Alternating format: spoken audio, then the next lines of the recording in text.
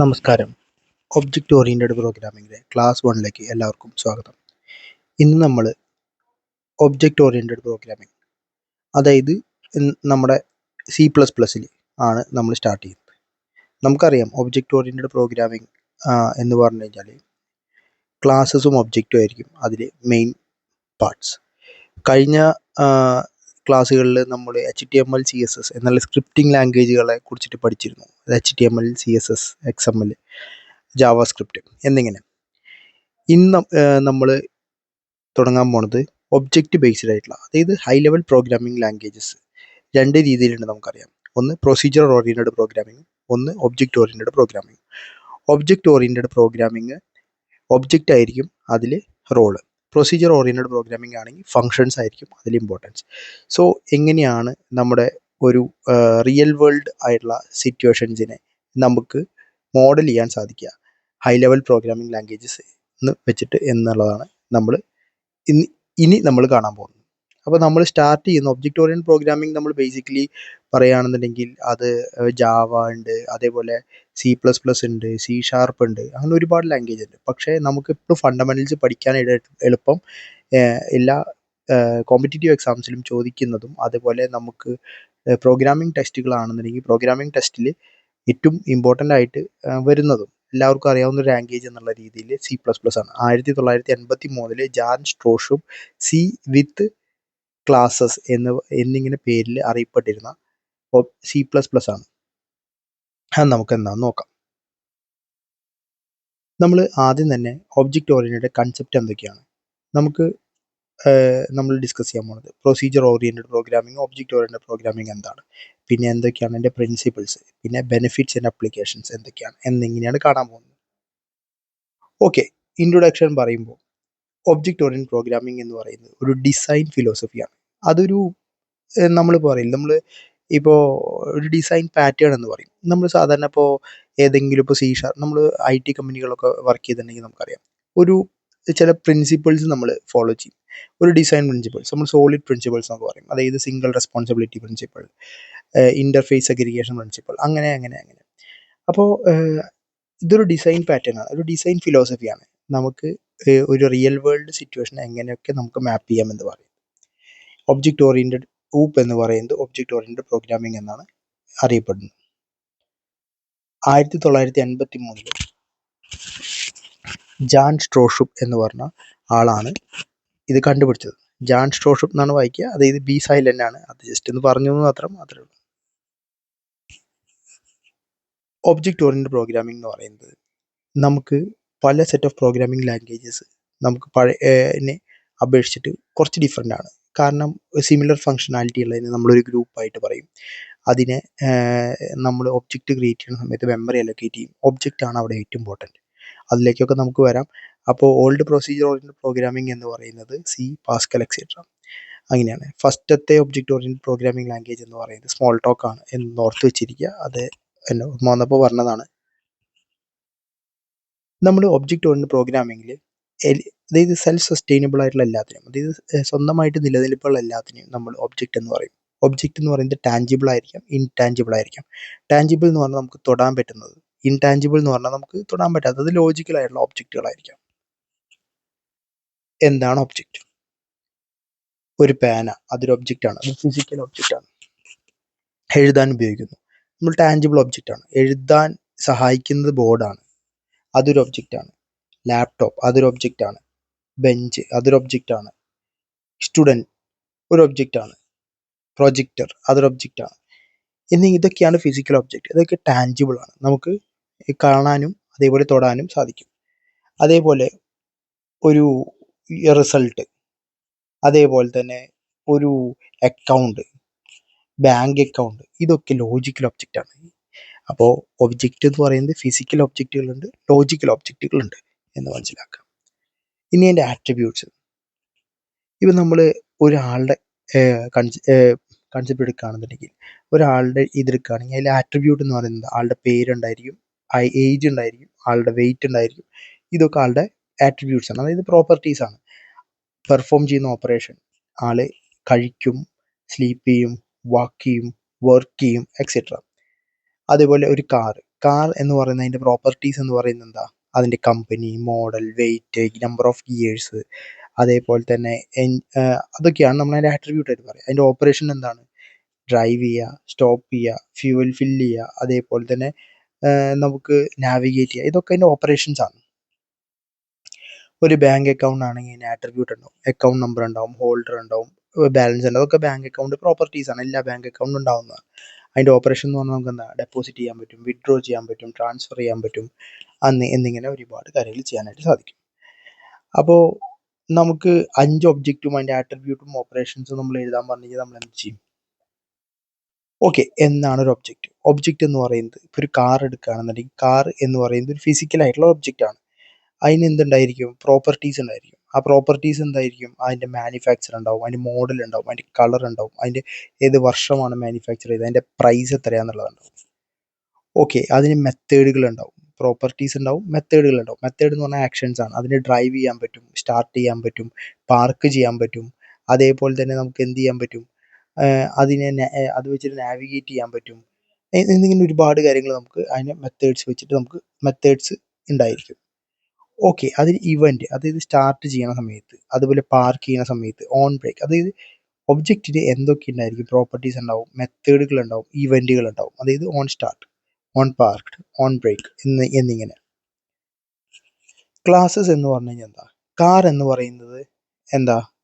ഒരു ക്ലാസ് എടുക്കുകയാണ് കാർ എന്ന് പറയുന്നത്. ഒബ്ജക്റ്റ് എന്ന് പറഞ്ഞാൽ ഡിഫറെൻറ്റ് ടൈപ്പ് ഓഫ് കാറുകൾ. ഇതിനൊക്കെ എന്തുണ്ടായിരിക്കും? അതിൻ്റേതായ പ്രോപ്പർട്ടീസ് ഉണ്ടാവും, അതിൻ്റേതായ അതായത് അതിൻ്റേതായ മെത്തേഡ്സ് ഉണ്ടാവും, അതിൻ്റേതായ ഇവൻറ്റുകൾ ഉണ്ടാവും. ഇപ്പോൾ നേരത്തെ പറഞ്ഞു ഒബ്ജക്റ്റിൽ നിന്ന് എന്തുണ്ടായിരിക്കും? പ്രോപ്പർട്ടീസ് ഉണ്ടായിരിക്കും, അതേപോലെ തന്നെ ഇവൻറ്റുകൾ ഉണ്ടായിരിക്കും, അതേപോലെ മെത്തേഡ്സ് ഉണ്ടാവും. ഇപ്പോൾ നമ്മളൊരു ക്ലാസ് ആണ് കൺസിഡർ ചെയ്യുന്നതെന്നുണ്ടെങ്കിൽ, ക്ലാസ് ഓഫ് കാർസ് ആണ് കൺസിഡർ ചെയ്യുന്നതെന്നുണ്ടെങ്കിൽ ഡിഫറെൻറ്റ് ക്ലാസ്സസ് ഓഫ് കാറുകൾ ഉണ്ടായിരിക്കും. മെഴ്സിഡസ് ബെൻസ് ഉണ്ടാവും, BMW ഉണ്ടാവും, ഓഡി ഉണ്ടാവും, ടാറ്റ ഉണ്ടാവും, സ്വിഫ്റ്റ് ഉണ്ടാവും, അങ്ങനെ മീൻസ് സുസുക്കി ഉണ്ടാവും, അങ്ങനെ ഒരുപാട് വെറൈറ്റീസ് ഉണ്ടാവും. ആനിമൽ ആണെന്നുണ്ടെങ്കിലോ എല്ലാ ഡിഫറെൻറ്റ് ടൈപ്പ് ഓഫ് ആനിമൽസും നമുക്ക് അവിടെ അവൈലബിൾ ആയിരിക്കും. ഇപ്പോൾ ക്ലാസ് എന്ന് പറയുന്നത് എന്താ? ഒരു ടെംപ്ലേറ്റ് ആണ്. ഒരു ഒബ്ജക്റ്റിന് നമ്മൾ കൊടുക്കുന്ന ഒരു ടെംപ്ലേറ്റ് ആണ്. ഒബ്ജക്റ്റ് എന്ന് പറയുന്നത് എന്താ? ക്ലാസിൻ്റെ ഒരു ഇൻസ്റ്റൻസ് ആണ്. ഓക്കെ, അപ്പോൾ ഒബ്ജക്റ്റ് എന്ന് പറയുന്നത് ക്ലാസിൻ്റെ ഇൻസ്റ്റൻസ് ആണ്. ക്ലാസ് എന്ന് പറയുന്നത് ഒരു ബ്ലൂ പ്രിൻ്റ് ആണ് ഒരു ഒബ്ജക്റ്റിന്. എന്താണ് ക്ലാസ്? ഇപ്പോൾ ക്ലാസ് എന്ന് പറഞ്ഞു കഴിഞ്ഞാൽ നമുക്കറിയാം, ഒരു സിമിലർ ആയിട്ടുള്ള ഐറ്റത്തിനെ ഒരുമിച്ച് പറയാൻ വേണ്ടിയിട്ട് പറയുന്നതാണ് ക്ലാസ്. ഇപ്പോൾ ഇവിടുത്തെ കാറിൻ്റെ ക്ലാസ് നമ്മൾ എടുക്കുകയാണെന്നുണ്ടെങ്കിൽ ഇവിടെ ഒബ്ജക്റ്റ് എന്ന് പറയുന്നത് മെഴ്സിഡസ്, BMW, ഓഡി, അങ്ങനെ ഡിഫറെൻറ്റ് കാഴ്സ് അവൈലബിൾ ആണ്. അതിനൊക്കെ എന്തിൽ പെടുത്തും? ഒരു കാർ എന്നുള്ള രീതിയിൽ, 4 വീലേഴ്സ് എന്നുള്ള രീതിയിൽ നമുക്ക് പെടുത്താനായിട്ട് സാധിക്കും. ഒരു ക്ലാസിൻ്റെ നെയിം എന്ന് പറയുന്നത് ഇപ്പോൾ ഇവിടെ എന്താണ്? കാറാണ് ക്ലാസിൻ്റെ നെയിം. ആട്രിബ്യൂട്ട്സ് എന്താണ്? ആട്രിബ്യൂട്ട്സ് എന്ന് പറഞ്ഞാൽ അതിൻ്റെ പ്രോപ്പർട്ടീസ്. എല്ലാത്തിനും കോമൺ ആയിട്ട് പ്രോപ്പർട്ടീസ് ഉണ്ടാവും. മാനുഫാക്ചർ ഉണ്ടാവും, കളർ ഉണ്ടാവും, ഓഡോമീറ്റർ റീഡിംഗ് ഉണ്ടാവും, അതേപോലെ തന്നെ എന്തുണ്ടാവും? നമ്പർ ഓഫ് ഗിയേഴ്സ് ഉണ്ടാവും. ഇതൊക്കെ അതിൻ്റെ ആട്രിബ്യൂട്ട്സ് ആണ്. മെത്തേഡ് എന്ന് പറഞ്ഞാൽ എന്താ? ഡ്രൈവ് ചെയ്യുക, അതുപോലെ റീപെയിൻറ്റ് ചെയ്യുക, ഗ്യാസ് ഫില്ല് ചെയ്യുക, അതേപോലെ തന്നെ പാർക്ക് ചെയ്യുക, അങ്ങനത്തൊക്കെ ഇതിൻ്റെ മെത്തേഡുകളാണ് എന്ന് നമുക്ക് പറയാം. ഇതൊക്കെ കോമൺ ആണ്. ഈ കോമൺ ആയിട്ടുള്ള ഈ പ്രോപ്പർട്ടീസ് അതിനൊക്കെ കൂടിയിട്ട് എൻക്യാപ്സുലേറ്റ് ചെയ്ത് വെക്കുന്നത് ഒരു ക്ലാസ്സിലാണ്. അപ്പോൾ ഇത്രയാണ് നമ്മുടെ ക്ലാസിൻ്റെ കൺസെപ്റ്റിൽ പറയുന്നത്. ഇനി അപ്ലിക്കേഷൻ, ഒബ്ജക്റ്റ് ഓറിയൻറ്റഡ് പ്രോഗ്രാമിൻ്റെ അപ്ലിക്കേഷൻസ് എന്തൊക്കെയാണെന്ന് നോക്കാം. നമുക്കൊരു റിയൽ ടൈം ആയിട്ട് സിസ്റ്റത്തിനെ ഡിസൈൻ ചെയ്യാൻ പറ്റും. സിമുലേഷൻ ആൻഡ് മോഡലിംഗ് നമ്മൾ സയൻറ്റിഫിക് ആപ്ലിക്കേഷനിൽ യൂസ് ചെയ്യാൻ പറ്റും. ഒബ്ജക്റ്റ് ഓറിയൻറ്റഡ് ഡാറ്റാബേസ് നമുക്ക് ക്രിയേറ്റ് ചെയ്യാൻ പറ്റും. ക്ലയൻറ്റ് സെർവർ സിസ്റ്റംസ് നമുക്ക് ഡെവലപ്പ് ചെയ്യാൻ പറ്റും. ന്യൂറൽ നെറ്റ്വർക്കിംഗ് ആർട്ടിഫിഷ്യൽ ഇൻ്റലിജൻസ് ആണ്. അതുപോലെ പാരലൽ പ്രോഗ്രാമിംഗ് പറ്റും. Decision support, automation support system support ചെയ്യും. അതുപോലെ CAD, CAM, അതായത് computer aided designing, computer aided manufacturing സിസ്റ്റത്തിന് ഡെവലപ്പ് ചെയ്യാൻ പറ്റും. എക്സ്പേർട്ട് സിസ്റ്റം അല്ലെങ്കിൽ AI സിസ്റ്റത്തിന് ഡെവലപ്പ് ചെയ്യാൻ പറ്റും. ഓക്കെ, എന്നിങ്ങനെയാണ്. ഇനി നമുക്ക് അതിൻ്റെ ഡിഫറൻസ് നോക്കാം. Procedure oriented programming, object oriented programming. First എന്ന് പറയുന്നത് പ്രൊസീജിയർ ഓറിയൻറ്റഡ് പ്രോഗ്രാമിംഗ് എന്ന് പറഞ്ഞാൽ ഫംഗ്ഷൻ ഡ്രിവൺ ആണ്. ഒബ്ജക്റ്റ് ഓറിയൻറ്റഡ് പ്രോഗ്രാമിങ്ങോ അത് ഒബ്ജക്റ്റ് ഡ്രിവൺ ആണ്. ഒബ്ജക്റ്റ് ആയിരിക്കും അവിടെ main focus. Procedure oriented programming എന്ന് പറയുന്നത് ഫംഗ്ഷനും പ്രൊസീജിയേഴ്സും ആണ്. അത് ഡാറ്റേനെ ഡാറ്റയിന്മേ ഓപ്പറേറ്റ് ചെയ്യുന്ന ഫംഗ്ഷനും പ്രൊസീജിയേഴ്സും ആണ്. ഒബ്ജക്റ്റ് ഓറിയൻറ്റഡ് പ്രോഗ്രാമിങ്ങിൽ ഡാറ്റ ആയിരിക്കും മെയിൻ ഫോക്കസ്, അതാണ് ഓപ്പറേറ്റ് ചെയ്യുന്നത്. പ്രൊസീജിയർ ഓറിയൻറ്റഡ് പ്രോഗ്രാമിംഗ് എന്ന് പറയുന്നത് ടോപ്പ് ഡൗൺ അപ്രോച്ച് ആണ് ഫോളോ ചെയ്യുന്നത്. ഒബ്ജക്റ്റ് ഓറിയൻറ്റഡ് പ്രോഗ്രാമിംഗ് എന്ന് പറയുന്നത് ബോട്ടം അപ്പ് അപ്രോച്ച് ആണ് ഫോളോ ചെയ്യുന്നത്. പ്രൊസീജിയർ ഓറിയൻറ്റഡ് പ്രോഗ്രാമിംഗ് എന്ന് പറഞ്ഞാൽ ലാർജ് പ്രോഗ്രാമിനെ ചെറിയ ചെറിയ ഫംഗ്ഷൻസ് ആയിട്ട് ഡിവൈഡ് ചെയ്യും. അതേപോലെ ഒബ്ജക്റ്റ് ഓറിയൻറ്റഡ് പ്രോഗ്രാമിങ്ങിനെ ലാർജ് പ്രോഗ്രാംസിനെ ക്ലാസ്സസ് ആയിട്ടും ഒബ്ജക്റ്റ് ആയിട്ടും ഡിവൈഡ് ചെയ്യും. ഇനി നമ്പർ ഓഫ് ക്ലാസ്സസിനെ എൻകാപ്സുലേറ്റ് ചെയ്യുന്നത് പാക്കേജസ് ആണ്. അന്നുകൂടി ഒന്ന് ഓർത്ത് വെച്ചിരിക്കുക. ഒന്ന് ഓർമ്മ വന്നപ്പോൾ പറഞ്ഞു എന്ന് മാത്രമേ ഉള്ളൂ. പിന്നെ പ്രൊസീജിയർ ഓറിയന്റഡ് പ്രോഗ്രാമിംഗ് എന്ന് പറഞ്ഞു കഴിഞ്ഞാൽ ഗ്ലോബൽ ഡാറ്റയാണ് ഫങ്ഷൻസ് ഒക്കെ ഷെയർ ചെയ്യുക. ഇവിടെ എന്ന് പറയുന്നത് ഡാറ്റ അറ്റ്മോസ്റ്റ് ഇമ്പോർട്ടൻ്റ് ആയതുകൊണ്ട് ഡാറ്റ ആയിരിക്കും എന്ത് ചെയ്യുക, ഫംഗ്ഷനോടൊപ്പം ടൈഡ് ആയിരിക്കും ഉണ്ടാവുക. പിന്നെ പ്രൊസീജിയർ ഓറിയന്റഡ് പ്രോഗ്രാമിംഗ് എന്ന് പറഞ്ഞു കഴിഞ്ഞാൽ ഒരു ഫംഗ്ഷൻ ഒരു ഓപ്പൺ ആയിട്ട് ഒരു ഫംഗ്ഷൻ അതൊരു ഫംഗ്ഷനിലേക്ക് പാസ് ചെയ്യും. അവിടെ സെക്യൂരിറ്റി ഉണ്ടാവില്ല. പക്ഷേ ഒബ്ജക്റ്റ് ഓറിയന്റഡ് പ്രോഗ്രാമിംഗിൽ ഡാറ്റ ഹിഡൻ ആയിരിക്കും. അത് എക്സ്റ്റേണൽ ഫംഗ്ഷൻസിന് ഉപയോഗിക്കാൻ സാധിക്കില്ല, ആക്സസ് ചെയ്യാൻ സാധിക്കില്ല. പ്രൊസീജിയർ ഓറിയന്റഡ് പ്രോഗ്രാമിംഗിൽ ഡാറ്റ ഫംഗ്ഷനും ആഡ് ചെയ്യാൻ ബുദ്ധിമുട്ടാണ്. പക്ഷേ നമുക്ക് ഒരു ഒബ്ജക്റ്റ് ഓറിയന്റഡ് പ്രോഗ്രാമിംഗിൽ വളരെ എളുപ്പത്തിൽ നമുക്ക് ഡാറ്റേനെ ആഡ് ചെയ്യാൻ പറ്റും. പിന്നെ നമുക്കൊരു പുതിയ നെയിം സ്പേസ് ക്രിയേറ്റ് ചെയ്യാൻ പറ്റില്ല. നമുക്ക് പ്രൊസീജിയർ ഓറിയന്റഡ് പ്രോഗ്രാമിംഗിൽ നമുക്ക് ഒബ്ജക്റ്റ് ഓറിയന്റഡ് പ്രോഗ്രാമിംഗിൽ നെയിം സ്പേസ് നമുക്ക് യൂസ് ചെയ്യാനായിട്ട് സാധിക്കും. പ്രൊസീജിയർ ഓറിയന്റഡ് പ്രോഗ്രാമിംഗ് എന്ന് പറഞ്ഞു കഴിഞ്ഞാൽ inheritance, polymorphism, data encapsulation, abstraction, access specifier, അതായത് പബ്ലിക് പ്രൈവറ്റ് ഇതൊക്കെ അറിയാലോ. നമ്മൾ പറയും അതൊന്നും അവൈലബിൾ അല്ല. എന്നാൽ ഒബ്ജക്റ്റ് ഓറിയന്റഡ് പ്രോഗ്രാമിംഗിൽ ഇതൊക്കെ അവൈലബിൾ ആണ്, എക്സ്റ്റെൻസിബിൾ ആണ് എന്നുള്ള ഇതൊക്കെ നമുക്ക് മനസ്സിലാക്കാനായിട്ട് സാധിക്കും. ഈ പ്രൊസീജിയർ ഓറിയന്റഡ് പ്രോഗ്രാമിംഗ് എക്സാമ്പിൾ എന്ന് പറയുന്നത് എന്താണ്? സി, ഫോർട്രാൻ, പാസ്കൽ, ഇതൊക്കെ പ്രൊസീജിയർ ഓറിയന്റഡ് പ്രോഗ്രാമിംഗ് ആണ്. Object oriented example Java, C sharp, F sharp, C plus plus etcetera, അതൊക്കെ ഒബ്ജക്റ്റ് ഓറിയന്റഡ് പ്രോഗ്രാമിംഗ് ലാംഗ്വേജിൽ പെടുന്നതാണ്. പിന്നെ principles of object oriented programming, അതായത് 4 ഒബ്ജക്റ്റ് ഓറിയന്റഡ് പ്രോഗ്രാമിംഗ് പ്രിൻസിപ്പിൾസ് ആണുള്ളത്. Abstraction, encapsulation, inheritance, polymorphism. നാളെ ഏത് question, അതായത് നമ്മുടെ കേരള PSC ആയാലും ഇൻ്റർവ്യൂവിനായാലും ഏതിൻ്റെ ഇതിൽ പോയാലും നമ്മുടെ അടുത്ത് ചോദിക്കുന്ന പ്രിൻസിപ്പിൾസ് 4 എണ്ണം എന്ന് പറഞ്ഞു കഴിഞ്ഞാൽ എന്തൊക്കെയാണ്? ഒറ്റയടിക്ക് നമുക്ക് പറയാൻ സാധിക്കണം. AEIP ഓർത്ത് വെച്ചാൽ മതി. Abstraction, encapsulation, inheritance and polymorphism. Abstraction എന്താണ്? അതെന്ന് പറഞ്ഞു കഴിഞ്ഞാൽ നമ്മുടെ ബാക്ക്ഗ്രൗണ്ട് ഡീറ്റെയിൽസ് ഒന്നുമില്ലാതെ ആവശ്യമായിട്ടുള്ള കാര്യങ്ങൾ മാത്രം റെപ്രസെൻറ്റ് ചെയ്യാം. ഒരു ഉദാഹരണം എന്ന് വെച്ച് കഴിഞ്ഞാൽ നമ്മളിപ്പോൾ ഒരു കാറിൽ നമ്മൾ ഗിയർ ഇടുന്നു. അപ്പോൾ ഗിയറിലെ മെക്കാനിസം എന്താണ്? നമുക്കറിയാം, ചെറിയ പൽച്ചക്രാണോ വലിയ പൽച്ചക്രാണോ അതിൽ മൂവ് ചെയ്യുന്നത്, അങ്ങനത്തെ കാര്യങ്ങളൊന്നും നമുക്കറിയണ്ട. നമ്മളെ സംബന്ധിച്ചിടത്തോളം നമുക്കൊരു നോബ് ഉണ്ട്. ആ നോബ് വെച്ചിട്ട് നമുക്ക് എന്ത് ചെയ്യുക, ഫസ്റ്റിലേക്ക് ഇടുക, സെക്കൻഡിലേക്ക് ഇടുക, അങ്ങനെ. അപ്പോൾ ഒരു മൊത്തത്തിലൊരു അബ്സ്ട്രാക്ഷനാണ്. അതിൻ്റെ ഉള്ളിൽ നടക്കുന്ന എൻജിൻ എങ്ങനെയാണ് ഗിയറായിട്ട് കണക്ട് ചെയ്തിട്ടുള്ളത്, എന്താണ് അതിൻ്റെ മെക്കാനിസം എന്നിങ്ങനെ കാര്യങ്ങളൊന്നും അറിയണ്ട. അബ്സ്ട്രാക്ഷൻ എന്ന് പറയുന്നത് ഒരു ജനറലൈസ്ഡ് വ്യൂ ആണ് നമുക്ക് കിട്ടുന്നത്.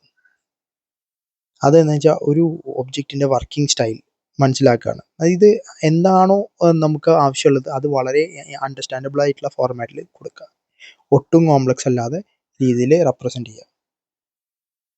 അബ്സ്ട്രാക്ഷൻ ഉദാഹരണം എന്ന് പറഞ്ഞു കഴിഞ്ഞാൽ ഒരു ഫോൺ നമ്മൾ എടുക്കുക. ആ ഫോണിൽ എന്തുണ്ടായിരിക്കും, ഒരുപാട് ഹാർഡ്വെയർ ഉണ്ടാവും, സോഫ്റ്റ്വെയർ കണ്ടന്റ് ഉണ്ടാവും. പക്ഷേ അതിൽ നമുക്ക് എന്ത് ചെയ്യാൻ പറ്റും? കോൾ ചെയ്യാൻ, SMS ചെയ്യാനൊക്കെ. അപ്പോൾ എത്ര പ്രായമായിട്ടുള്ള ആൾക്കാരായാലും അതിൻ്റെ ഇൻറ്റേർണൽ ആയിട്ടുള്ള മെക്കാനിസം ഒന്നും അറിയാതെ തന്നെ അവർക്ക് ഇതൊക്കെ പെർഫോം ചെയ്യാനായിട്ട് സാധിക്കും.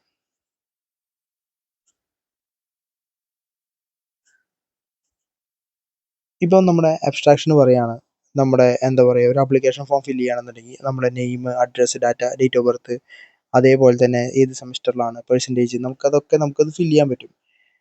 അപ്പോൾ ഇവിടെ കോമൺ ആയിട്ട് എന്താണെന്ന് വെച്ച് കഴിഞ്ഞാൽ ഒരു അതായത് നമുക്കൊരു ക്ലാസ് ക്രിയേറ്റ് ചെയ്യാൻ പറ്റും. അതായത് ഒരു അബ്സ്ട്രാക്ട് ക്ലാസ് എന്ന് പറഞ്ഞാൽ, അതായത് ക്ലാസ് കംപ്ലീറ്റ് അല്ല, പക്ഷേ അതിന് വേറൊരു ക്ലാസ്സിൽ നിന്ന് ഇൻഹെറിറ്റ് ചെയ്യാനായിട്ട് സാധിക്കും. അത് നമുക്ക് പറയാം, അബ്സ്ട്രാക്ട് ക്ലാസ്സസ് പറയുമ്പോൾ നമുക്ക് പറയാം. ഇനി ഡാറ്റേനെയും ഫംഗ്ഷനെയും ഒരുമിച്ച് റാപ്പ് ചെയ്യണതിനെയാണ് എൻകാപ്സുലേഷൻ എന്ന് പറയുക. അപ്പോൾ അതിനെ insulation of data, direct access, അല്ലെങ്കിൽ അതിനെയാണ് ഡാറ്റ ഹൈഡിങ് അല്ലെങ്കിൽ ഇൻഫർമേഷൻ ഹൈഡിങ് എന്നുകൂടിയും പറയും. അതായത് പുറത്തുനിന്നുള്ള ഒരു ആക്സസ് ഉണ്ടായിരിക്കില്ല. അതായത് ഇപ്പോൾ ആ ക്ലാസ്സിൻ്റെ പുറത്തുള്ള ആ ക്ലാസ്സിൻ്റേതല്ലാത്തൊരു മെമ്പർ ക്ലാസ്സിലെ ഡീറ്റെയിൽസ് ആക്സസ് ചെയ്യാൻ പറ്റില്ല. ഇത് നമ്മൾ പറയുകയാണ്, ഞാൻ പഠിക്കുന്നത് ഒരു 10 ബിയിലാണ്. എന്നാൽ ഒരു +1 സ്റ്റുഡൻറ്റ് വന്നിട്ട് എൻ്റെ ക്ലാസ്സിലേക്ക് കയറിയിട്ട് ഇരിക്കാനോ പഠിക്കാനോ സാധിക്കുമോ? അല്ലെങ്കിൽ അവിടുത്തെ ഒരു കുട്ടീനെ എന്താ പറയുക, ഇതാക്കാൻ സാധിക്കുമോ? ആക്സസ് ചെയ്യാൻ സാധിക്കുമോ? ഇല്ല. അതാണ് എൻകാപ്സുലേഷൻ എന്നുള്ളത് മനസ്സിലാക്കി വയ്ക്കുക. അപ്പോൾ എൻകാപ്സുലേഷൻ, അബ്സ്ട്രാക്ഷൻ എന്ന് പറയുന്നത് എന്താ? ഒരു എപ്പോഴും ഡൗട്ട് വരുന്നതാണ് അബ്സ്ട്രാക്ഷനും എൻകാപ്സുലേഷൻ. അബ്സ്ട്രാക്ഷൻ എന്ന് പറഞ്ഞാൽ ആവശ്യമായിട്ടുള്ള കാര്യങ്ങൾ മാത്രം എന്ത് ചെയ്യുക, യൂസറിന് കാണിക്കുക. എൻകാപ്സുലേഷൻ എന്ന് പറഞ്ഞു കഴിഞ്ഞാൽ എന്താ? അതിൽ വരുന്ന ഡാറ്റേനെയും അതുപോലെ ഫംഗ്ഷനെയും പുറത്തുനിന്നുള്ള ആക്സസ് ഒഴിവാക്കുക. അപ്പോൾ നമ്മൾ പറയാം ഇപ്പോൾ സ്ക്രീൻ എന്ന് പറഞ്ഞു കഴിഞ്ഞാൽ ആർക്ക് വേണമെങ്കിൽ യൂസ് ചെയ്യാൻ പറ്റും അല്ലേ? പക്ഷേ ആ സ്ക്രീനിൽ വർക്ക് ചെയ്യുന്ന അതിൻ്റെ ബാക്ക്ഗ്രൗണ്ടിൽ നടക്കുന്ന കാര്യങ്ങൾ ആർക്കാണ് ആക്സസ് ചെയ്യാൻ പറ്റുള്ളൂ? ആ ഐഡൻറ്റിഫൈഡ് ആയിട്ടുള്ള ആൾക്കാർക്ക് മാത്രമേ ആക്സസ് ചെയ്യാനായിട്ട് സാധിക്കുള്ളൂ എന്നുള്ളതാണ് അവിടെ കാണിച്ചിട്ടുള്ളത്.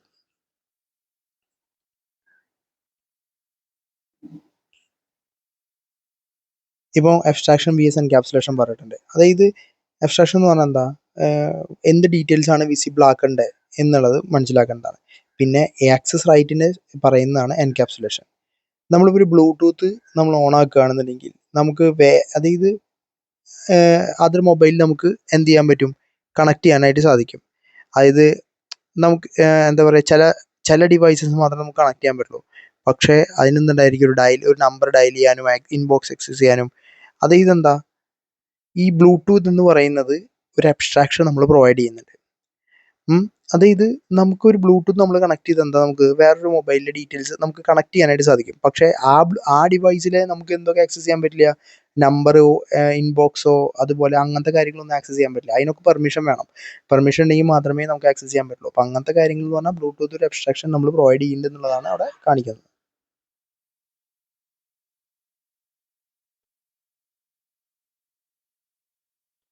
ഇവിടെ പറയുന്നത് ഒരു മൊബൈൽ ബി ആയിട്ട് കണക്ട് ചെയ്തിട്ടുണ്ട്, അതുപോലെ ബി എന്ന് പറയുന്നത് സി ആയിട്ട് കണക്ട് ചെയ്തിട്ടുണ്ട്. പക്ഷേ എ എന്ന് പറയുന്നത് എന്തായിരിക്കും, സിയിലേക്ക് കണക്ട് ചെയ്യാൻ ഒരു ട്രാൻസിറ്റീവ് ആയിട്ട് നമുക്ക് കണക്ട് ചെയ്യാനായിട്ട് പറ്റില്ല. അത് ആക്സസിബിലിറ്റി റെസ്ട്രിക്ഷൻ ഉള്ളതുകൊണ്ടാണ്. ഇനി ഇൻഹെറിറ്റൻസ് പറഞ്ഞു കഴിഞ്ഞാൽ റീയൂസബിലിറ്റിക്ക് വേണ്ടി കൊണ്ടുവരുന്നതാണ്. അതായത് എന്താ പറയുക, ഒരു ക്ലാസ്സിലെ ഒബ്ജക്റ്റ് എന്ന് പറഞ്ഞു കഴിഞ്ഞാൽ അനദർ ക്ലാസ്സിലെ ഒബ്ജക്റ്റിനെ ഇൻഹെറിറ്റ് ചെയ്യാൻ അല്ലെങ്കിൽ അതിൻ്റെ പ്രോപ്പർട്ടീസ് അക്വയർ ചെയ്യാനായിട്ട് സാധിക്കും എന്നിങ്ങനെയാണ്. വെഹിക്കിൾ എന്ന് പറഞ്ഞു കഴിഞ്ഞാൽ നമുക്ക് നോക്കുകയാണ്, ലാൻഡിൽ പോകുന്ന വെഹിക്കിൾസ് ഉണ്ട്, വാട്ടറിൽ പോകുന്ന വെഹിക്കിൾസ് ഉണ്ട്, എയറിൽ പോകുന്ന വെഹിക്കിൾസ് ഉണ്ട്. ലാൻഡിൽ പോകുന്നത് ബസ്സും കാറുമാണ്, വാട്ടറിൽ പോകുന്നത് ഷിപ്പും ബോട്ടുമാണ്, അതുപോലെ എയറിൽ പോകുന്നത് എയറോപ്ലെയിനും ഹെലികോപ്റ്ററും ആണ്.